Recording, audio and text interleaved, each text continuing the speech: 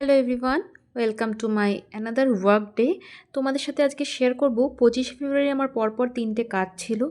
তো কিভাবে কাজগুলো করলাম, টাইমের মধ্যে সব কিছু কমপ্লিট করলাম, সব কিছু তোমাদের সাথে শেয়ার করবো। প্লাস তোমাদের সাথে কিছু আপকামিং ব্রাইডসদের জন্য টিপসও তো থাকবে। আজকে তোমার রেজিস্ট্রি, তো তুমি কি টাইপের লুক চাইছো একটুখানি শেয়ার করো।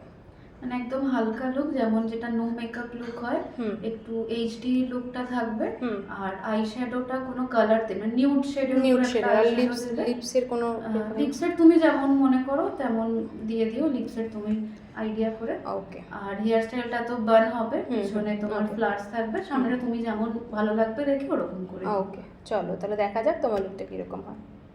তো তোমরা শুনে নিলে আমার ব্রাইডের মুখে যে ও কীরকম টাইপের লুক চাইছে। আজকে আমার রেজিস্ট্রি ম্যারেজ ব্রাইড খুব মিষ্টি। ওর কিন্তু স্টুডিও বুকিংই ছিল, ওই জন্য ওর কল টাইম ছিল 2টো, তবে একটু আধা ঘন্টা লেট হয়েছিল, বাট সেটা ম্যানেজেবল। তো ও আসার পর আমি সবটা শুনে ওকে শাড়ি পরিয়ে স্টার্ট করে দিয়েছি। দেখো, আমার আরও 2টো কাজ ছিল, তবুও আমি বলছি ম্যানেজেবল, কারণ একটু আধটু এদিক ওদিক লেট হয়। তবে সেই লেটটা যেন 1 ঘন্টা বা 2 ঘন্টা লেট না হয়, আমরা এটাই শুধু বলার চেষ্টা করি প্রত্যেকটা ব্রাইড, যাতে তাদেরকেই আমরা ঠিকঠাক টাইমটা দিতে পারি। আর আমি কিন্তু পুরোপুরি একা কাজ করি, কোনো অ্যাসিস্ট্যান্ট দিয়ে কাজ করি না, ঠিকই বলছি। এখনকার যুগে একাই কাজ করি এই কারণেই, কারণ আমাকে যারা বুকিং করছো আমার সবটা দেখে তোমরা বুকিং করছো, সেটা কলকা, hair style, makeup, each and everything. যার জন্যেই আমি একদিনে বেশি বুকিংস নিই না, যতটুকু আমি করতে পারবো একা আমি ততটুকুই কিন্তু বুকিংস নিই। হয়তো আমার সাথে কেউ একমত হবে না, যেহেতু সবাই এখন বেশিরভাগটাই অ্যাসিস্ট্যান্ট নিয়ে কাজ করো।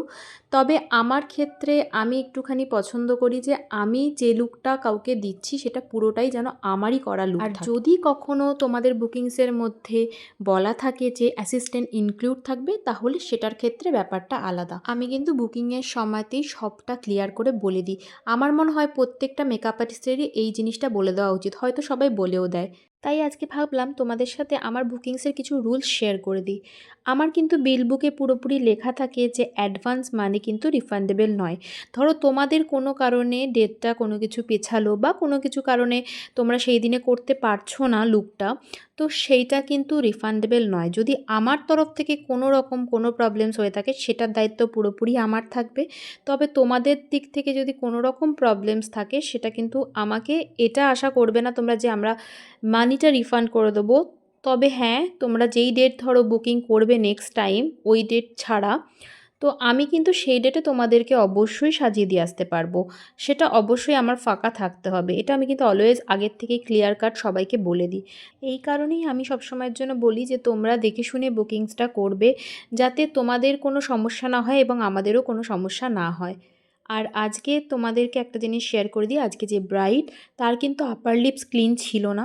তো চলো ওর থেকে রিভিউটা শুনে নেওয়া যাক। খোলো। হ্যালো রাজশ্রী, তাহলে বলো কীরকম লাগলো সেজে? খুব সুন্দর লেগেছে। লাইফে ফার্স্ট টাইম আমি মেকআপ করেছি, তো একদম ফুল স্যাটিসফাইড। যেহেতু আমার কোনো ধারণা নেই কিরম মেকআপ হয় না হয়, তো পুরো রিয়াদি ওর মতন করে আমায় সাজিয়ে দিয়েছে, খুব সুন্দর লেগেছে। Thank you so much. তুমি ফুল স্যাটিসফাইড তো? একদম ফুল স্যাটিসফাইড। নেক্সট টাইম আমি যখন মেকআপ করাবো তোমার থেকেই করাবো। Thank you. একটু আইসটা একটু ক্লোজ করো। ওকে। তোমরা চাইলে আমাকে বুকিং করতে পারো, আমার পেজে নাম্বার দেওয়া রয়েছে এবং ক্যাপশানেও নাম্বারটা দেওয়া রয়েছে। ওখান থেকে চাইলে কল বা হোয়াটসঅ্যাপ করে ডিটেলস নিয়ে নিতে পারো। তারপরে আমার লোকেশানে বুকিং ছিল 2খানা, তো ওকে আমি কমপ্লিট করে তারপর বেরিয়ে গেছিলাম। আর নেক্সট ভিডিওতে আমি তোমাদের সাথে সেই লুকগুলো শেয়ার করব। দেখা হচ্ছে নেক্সট ভিডিওতে। সবাই খুব ভালো থেকো, সুস্থ থেকো, টাটা।